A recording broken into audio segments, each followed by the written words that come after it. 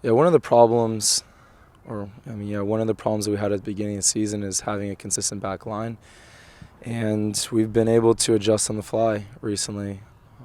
Of course, getting Colin in there always helps, but I think the guys, just from their own personal game, have stepped it up, whether it's Chris or Connor or Sal, even Kamar. So I feel like we're in a good spot, but with that being said, it's not like the road's going to get any easier. So we have to continue to stay focused and look at video knowing that we can constantly improve. What's the balance for you guys right now, mentality-wise? Obviously, you probably still buzzing from that win against NYC, but now you have to try to turn the page with another game coming up. Yeah, yesterday there was a lot of talk about that game. I think, obviously, it's going to be one of those games that you don't forget anytime soon, but I think we're already focused on the next task. We got Giovinco and company coming in town. I'm not entirely sure if Michael Bradley will still be around, but Giovinco's shown himself to be one of the best players in this league, so we know that we have our hands full this weekend. What do you take from that first matchup, first game of the year? They come in, make it difficult for you guys. Really didn't have a lot of possession, but two counterattacks. They managed to get you both times.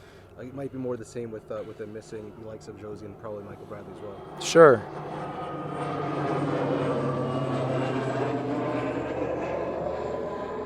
We look at the Chicago game and our ability to not get frustrated as opposed to the first time we played against TFC, and we're looking to emulate more of that, where we're constantly aware of where their offensive players are at, but understanding that it is going to be difficult to break them down, and we're going to have to find ways to make them turn the ball over or take advantage of our limited opportunities.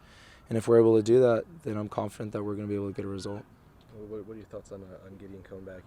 He's got back in that game against NYC now. He might be starting to be a factor at the center of the defense. What are your thoughts? Yeah, as long as we can get everyone healthy, I think it's going to be great. That's been part of the challenge that I alluded to earlier, is the guys keep going down. And sure, it's part of the challenge with such a long season, and that's why we have depth and we have reserves.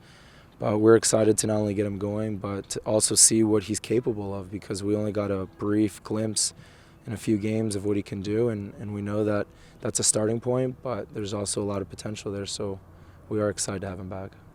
With Toronto, obviously, it starts and ends with Giovinco every single time, so he's a guy that hurt you guys in the first matchup. What do you learn from that? How do you limit him at least, or slow him down in this one? I agree that it ends with Giovinco, but the one thing that Toronto's been able to do this season as opposed to previous seasons is get shutouts, is to lock teams down from a defensive standpoint, and they've done that quite well.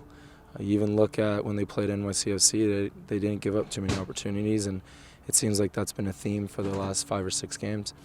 We know that they have a lot of experience back there. Drew Moore was a huge acquisition for them, and he brings a lot of leadership. So with that being said, you give respect where it's due, and they have some good players. But now when we look at our team and the offense is starting to get going, even in games that we've been limited opportunities, we've found the back of the net. And I know that's been a concern at the beginning of the season where we weren't scoring, but I do feel like with the recent run of form, things will really start flowing.